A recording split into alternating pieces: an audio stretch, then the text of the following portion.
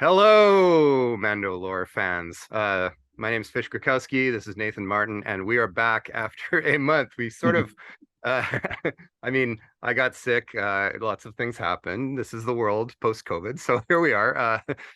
So I guess we're going to talk about the last four episodes, sort of concentrating on the latest one.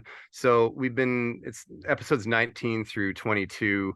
There was the Convert, which is that sort of Dr. Pirshig with that cane uh, ex-Imperial episode set on Coruscant. There was the Foundling, which is we had like a we had like a dragon, and there was like Grogu had a flashback, a puppet had a flashback. That was pretty awesome. Episode 21 was called The Pirate, which I was as soon as I saw the title, I'm like, oh, this is not going to be good because they had that like Moss Man, Gorian Shan guy, but we'll talk about it in a sec. And that was like with Carson and Grief Karga and Bo Katan taking her helmet off and stuff. And then the latest one, which came out this week, episode 22, Guns for Hire, which was sort of like Mando and Bo Katan like as cops. And, and her hair reminded me of like, I was kind of thinking the X-Files a lot, but so they're on this planet called Plazir 15, and that had like you sort of ceaseless guest stars. You're like, oh, that's Lizzo for sure, and okay, that's Jack Black, and is that Christopher Lloyd? Like, where is Sylvester Stallone and like, I don't know, that Bruce Springsteen going to show up next? Like, it took me out a little bit, but I don't know, quite a lot to talk about. But Nathan, what kind of jumps out at you as something to talk about and all that? Nothing felt like it was leading or building up towards something in those first two episodes. When you got to see like Baby Yoda, or Grogu, I keep saying Baby Yoda, when Grogu was like put in front of the kid for like the paintball thing, I thought that was kind of cute. But also it felt like, okay, we finally feel like there's a meaning. We have a goal we're getting to. And it's kind of the first time this season I felt like that was a thing. Even with the latest episode, it slightly sidetracks into their misadventures with Jack Black and Lizzo, which I thought were hilarious. I was really entertained by them. And the whole droid, like him kicking the droid, like just random droids. I was like, this is awesome. But even with that little sidestep to the story for her to go and face off against her former squad, that fight was unbelievable. I loved how they used all the gadgets. But it really feels like it's building towards something.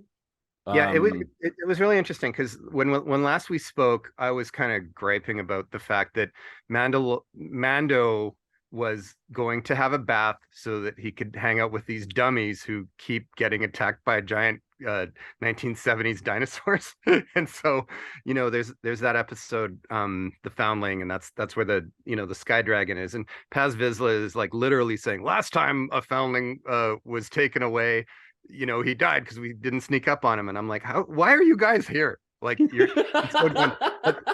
But I have to say that, like, from the Convert, which is episode 19 at the beginning, like they did finally start to give us a sense of like what was interesting about being a Mandalorian again. And I never really, as soon as Bo Katan showed up, like I love Katie Sackhoff, but I just thought we were getting into this Dave Filoni verse stuff. And I really, the original Mandalorian TV show is just this kind of like lone wolf and cub kind of Western thing. And all of a sudden we're getting into this like kind of space Game of Thrones stuff. And I wasn't necessarily into it. I didn't sign up for the Return of the Mandalorian King kind of thing. But I have to say in the last four episodes, like it's happening so fast that I'm digging it. Like, it's just like, okay, yeah. Like, and if Din Djarin was the Mandalorian of season one and Boba Fett was the Mandalorian of season two, Bo Katan is for sure the Mandalorian this season. Like the story is largely about her, and I'm okay with it. Like when the armorer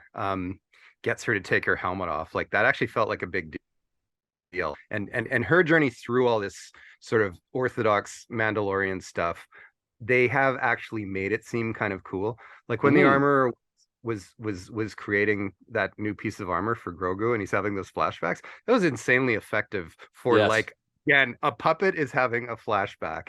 And we go back to the day Anakin Skywalker is kicking the hell out of the Jedi Temple. And it was, it was just and of course people know this, but maybe they don't. Like the Jedi who saved Grogu was Ahmed Best, who plays Yep. Jar Jar Binks. So he kind of got like he got to be a little cooler than Jar Jar Binks. So that was, you know, some, I don't know, deep nerd stuff. But yeah, so I've been okay with the Mando stuff. What I've been really digging though is the New Republic story. Yeah. They keep filling that in and they keep making that world bigger. And I think that there's something about the writing and the acting about that Pershig episode I found a little wooden, but still the ideas in it were great. Like this whole thing where she's this ex-Imperial who's actually just setting him up to fall. I think I'm not quite sure what her motivations are, but I think it's just it might even be revenge because he turned on Gideon or something like that. But the whole fact that he's trying to argue with the New Republic to have Imperial technology still in use, and they're like stonewalling him, and then he ends up like having his mind wiped by old Imperial technology, Yeah. like the mind flayer thing that she turns up. Like that was creepy stuff. And I remember thinking like, there's no way the New Republic would allow like this kind of mind control stuff. And then I kind of remembered like, yeah, but what did Jedi do? You Yeah. know, like philosophically. So that I just found that all really, it was stuff to chew on. It was stuff to think about, and I'm digging it a lot.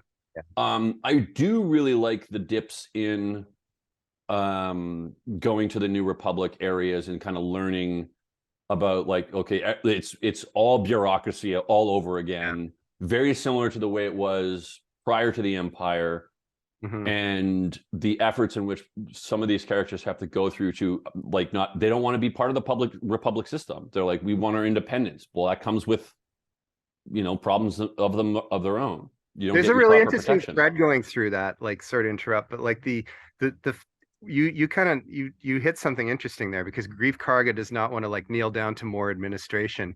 And on Plaza 15, like they're Mando and Bo Katan and R5D4, like they're basically yoinked out of the sky and then thrown into like a, you know, like a tram car thing and then kidnapped. And this is all because they've encountered a democracy where the majority rule. Majority is actually kind of pushing them around. And I think there's this kind of like hilariously anti-democratic thing going through the whole thing. Yeah. Because again, the New Republic is obviously not working. We see how it turns out. And I, you know, my own personal views is that democracy is obviously pretty messy and everything, but I'd rather live there than Russia. But Yeah. like the I think that's what I'm digging about the show that I liked about Andor so much. Yeah. Andor maybe was a little more subtle with things, but Favreau's getting some neat ideas across here where it's just like, yeah, like again, they're kind of those two are sort of forced to be cops. And that episode was trying to be funny Yes. and it was funny. There's something I do like the prequels, and this felt like Attack of the Clones a little bit, where they're kind of like wandering around doing procedural stuff. But I dug that Din Djarin is just like kicking a battle droid because yeah, he hates them. They killed Yes. his like literally. He was Yeah. rescued from them, so he kind of can't hold back. Yeah. I really did like that as well.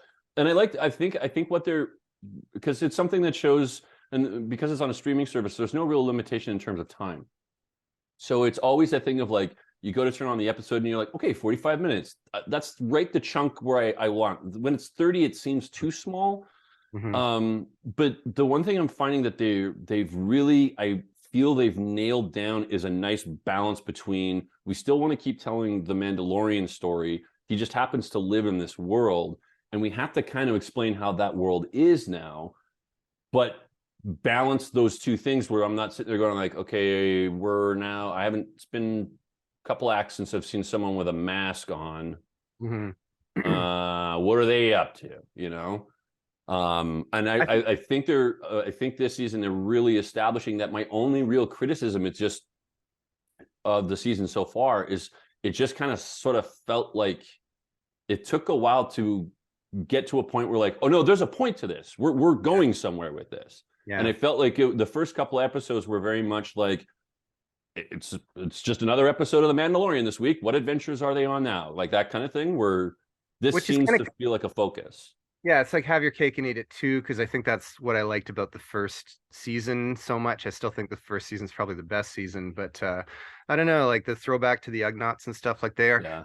they're starting to kind of build on their own mythology in a way that I like a little more than just this Simpsons thing where you just see the same characters over and over again. But Yeah. you sort of, there's interesting stuff in there because that just reminds me of the real world. Like people kind of Mm. misremembering things and stuff. And yeah, so I don't know. I think sometimes it's a little. The show's been a little cartoonish, but I'm still digging it.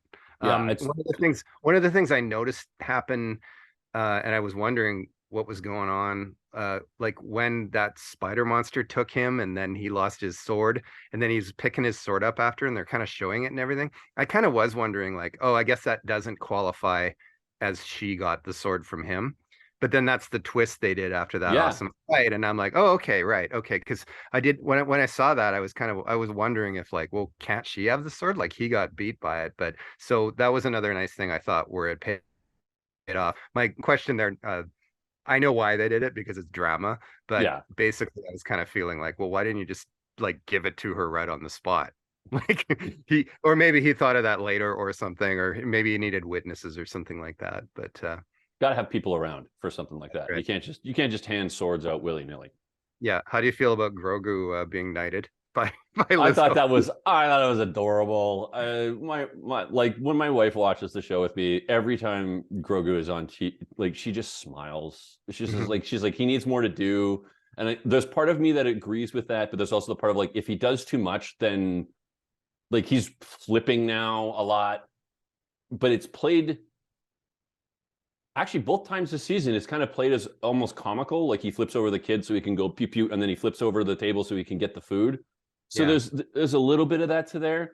I think it's Grogu's adorable. He doesn't always have to be the main focus. He was very much the main focus for the first season Mm. and heavily focused in the second season. But Grogu is learning. It's showing that in that flashback, this was the life he was supposed to have as a Jedi, but he's learning how to be a Mandalorian and the Hmm. Mandalorian ways, and that's what the story is about. Is I like learning. yeah. I like the idea that he's got PTSD. Mhm. Like maybe he can talk, or maybe he couldn't back then, but you would think after 50 years, unless he was like frozen in carbonite or something like that, maybe we'll get that story. But it's just like, where was he in the interim period, and what was his life, and how did he not end up talking? Like, was he just like living in a forest or something like that? Maybe we'll find out. So there's still some mysteries left in the show, but yeah, I think they're doing a really good job with even just his little voice, like when Bo Katan and it's like, oh, I guess we're going for a ride, and he's like, ah, he just yeah, okay. And then when Lizzo like wiggles that little fish and he jumps like that, I was just like, okay, I'm on board. That was the actual moment, because I kind of looked at that scene and I'm like, oh God, it seems very, very prequel to me. But that just got me somehow. I'm like, okay, Yeah. yeah, the toys are playing with here and everything. Yep. Can you, not to put you on the spot, but one of the things I love about The Mandalorian is the new things they show us. So do any of those pop in your mind? Because I got a couple, but Oh goodness. Oh boy. You go first. I'll probably yeah. brainstorm with you. Yeah. Well, I like the beginning of this last episode when they had that Oh, squid the head. fish people. Yeah. Yeah. Like the romance between the two. I think that actually might have been done on Clone Wars, but just the idea that she like has this tank that she lives in on the ship when she's running it normally. I thought that was a cool new thing. And I really dug those police robots where it's just Hmm. like, oh yeah, they're just kind of, and they're like police tape robots and stuff. And so it's that kind of thing that is one of the things that really keeps me I'm always just keeping an eye for that kind of. Oh yeah, it's like, remember, like I think last year, a couple of years ago, like it was just like they showed like they had like adult legs, but they're actually just cranes. It's Yeah. just like, oh yeah, right, okay, like which came first, I don't know, but yeah, so it's just it's just neat. And I mean that's what the core of the show was from the beginning. Like it's like, Yeah. here's a guy who doesn't take his helmet off. Why? And why would we believe that? But one of the things I really dig too, I sort of thought about it watching the last episode for the second time. I usually watch them twice, but it's like I was always kind of making fun of the Orthodox Mandalorians a little bit. Like when it's just Mando on his own, it makes sense. But when they're grouped together, they seem to be kind of dumb or whatever. But then I kind of thought about, like, think about Bo Katan and her, like, it's Arthurian. Like a Yes. magic sword makes her the queen basically. And I'm just like, okay, so this is a species wide thing, and I can roll with it. It's like they have all this technology, but they're actually very kind of suspicious and primitive, and I think that's cool. And as if we aren't, you know what I Yeah, mean? exactly. Like we have tons of technology, but every time I drive over railroad tracks, I lift my feet for good luck. I like the. I thought the robot bar was really cool. Oh yeah, Never seen that before. Of course, they made the that. joke. Mando got to make the joke. It's like they probably don't serve our kind here. So it's like, Yeah, I see what you go. But it was still neat. Like I'm eager to see how this all ends. We got 2 episodes left. yeah. If it stays this good, then great. Keep telling me these stories. Yeah, I remember it we've talked about this before, but it really felt like it kind of ended when he handed him off to Luke. And so that's the thing that we're dealing with, I think. It's like the hiccup of like, okay, you naturally ended your story and then you brought it back into this like Game of Thrones kind of thing. But I don't know, keep on coming. I'm digging it. And that stuff with the robot bar that you just said, that actually was the best new idea in the 4 episodes we talked about. Because I love that a lot. Like in the idea that they're worried about being replaced by humans is like the idea it's both great, right? So like Yeah. yeah. So and just to let the audience know, Nathan and I are both we're both asleep right now, and these are just AIs doing reviews. Anyway, this continues to be the way, and it's always a pleasure to talk about this stuff with you. And we'll see you next time. See you next week.